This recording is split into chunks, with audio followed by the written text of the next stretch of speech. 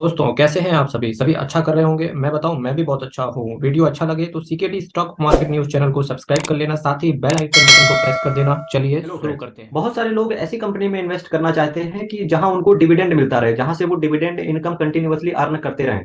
क्योंकि dividend income भी बहुत सारे शेयरों में क्या होता है कि एक इंपॉर्टेंट एक मेजर रोल प्ले कर देता है। किस तरीके से मैं बताता हूँ आपको। जैसे फिक्स डिपॉजिट अगर मैं मैक्सिमम मान लूँ आज की डेट पे, जबकि आरबीआई का लैंडिंग रेट भी बढ़ चुके हैं, ठीक है, रिजर्व बैंक ऑफ इंडिया ने लैंडिंग रेट भी बढ़ा दिए हैं। तो आज मैक्सिमम जो फिक्स डिपॉजिट जो मिल जाता है, तो 9% के आसपास तक फिक्स डिपॉजिट पे रिटर्न आ जाता है, ठीक है, 9% साल का। लेकिन उस पे आपके पैसे पे कोई ग्रोथ नहीं होता है। आपको एक क्या करते हैं, कुछ बैंकों का रूल होते हैं, कुछ बैंकें 3 महीने में इंटरेस्ट क्रेडिट करती हैं, कुछ बैंकें महीने भर में इंटरेस्ट क्रेडिट करती हैं।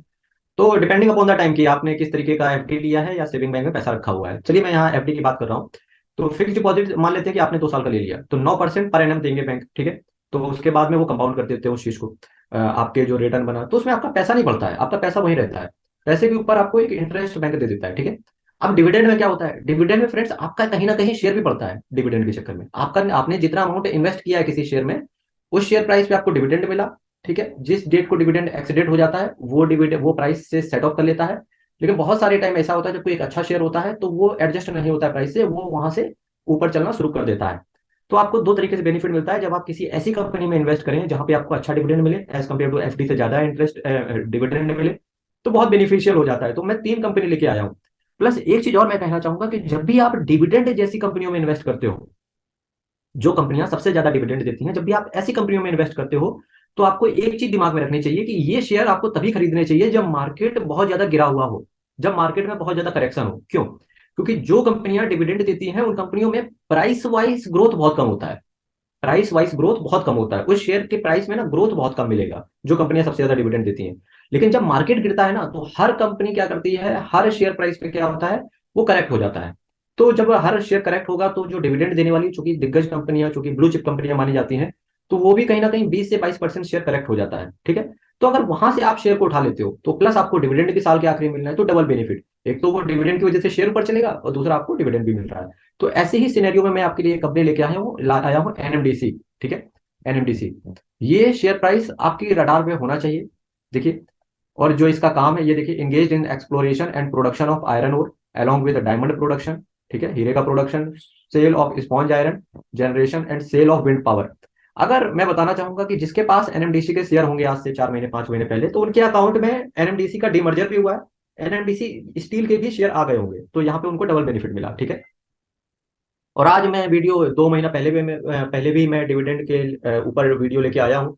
10 कंपनियां मैंने करीब बताई थी आपको कि ये डिविडेंड सबसे ये कंपनीज जो हैं जो सबसे ज्यादा डिविडेंड इंडियन स्टॉक मार्केट के अंदर बना के देती हैं। तो आपकी नजर ऐसी कंपनियों में होनी चाहिए। तो अब मैं बताता हूँ एनएमडीसी का। देखिए मार्केट कैप देखिए 36,398 करोड़ रुपए का, करंट प्राइस 124 रुपए का है। हाई वहीं 136 का लगाया, लो 77 का लगाया। अब ये देखिए, जिस बंदे ने ना ये 77.1 रुपए पे इसका शेयर खरीद लिया होगा, तो उसके साथ क्या रहा होगा। एक तो इसका शेयर प्राइस चल रहा है 124 रुपए, ठीक। तो देखिए कितना रुपए करीब करीब मिल गया उसको, 30 रुपए इधर 20 रुपए उधर, करीब करीब 50 से 54 रुपए उसको ये प्राइस में फायदा हुआ पर शेयर पे, ठीक। उसके बाद में उसका डिविडेंड मैं देखो बताता हूँ चल के अभी आपको, ठीक। ये डिविडेंड देखो, हाई स्टॉक का पीई देखिए। एक तो ये जो पीएसयू कंपनियां होती है ना, इनका वैल्यूएशन बड़ा सही आता है। पीई देखिए 5.85 का केवल पीई है। बुक वैल्यू देखिए 69.1 का है, ठीक। उसके बाद भी मैं कहता हूं कि जो कंपनियां अपनी बुक वैल्यू से पास में होती हैं वो कंपनियां बहुत अच्छी वैल्यूएशन के साथ खड़ी होती हैं। डिविडेंड रेट देखिए 11.9% का। इसका मतलब आपको फिक्स डिपॉजिट कितना मिलता है, 9%। इस कंपनी में आपको इन्वेस्ट करने पे डिविडेंड इनकम कितनी हो रही है, 11% का।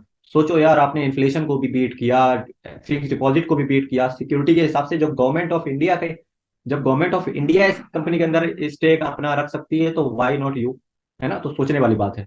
रिटर्न ऑन कैपिटल एम्प्लॉयड देखिए 37.1% एंड 29.1%।